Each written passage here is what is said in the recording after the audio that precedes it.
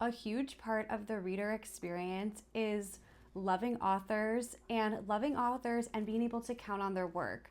So when you're building your author brand, you're doing that for your readers. You're showing them what they can depend on in terms of tone, vision, style, types of books.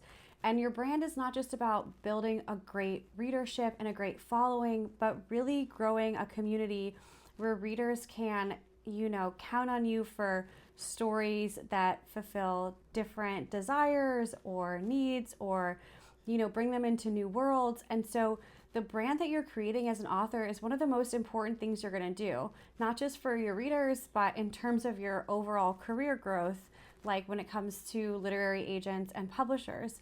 And a lot of publishing deals and clients being signed are not just because they have great books and they're great people who seem easy to work with, but because they have a really, regardless of the size of it's the size of their following or their audience, but a really developed brand. So when you look at their Instagram page, whether it's 500 or 5,000 followers, it's really consistent in terms of visuals, tones, styles, that you really know what you're going to get with this author in terms of marketing and branding and publicity. So when you're building your author brand, just keep that in mind. You're doing it for your readers, you're doing it for publishers, you're doing it for agents, and all of this will help your long-term career goals as an author.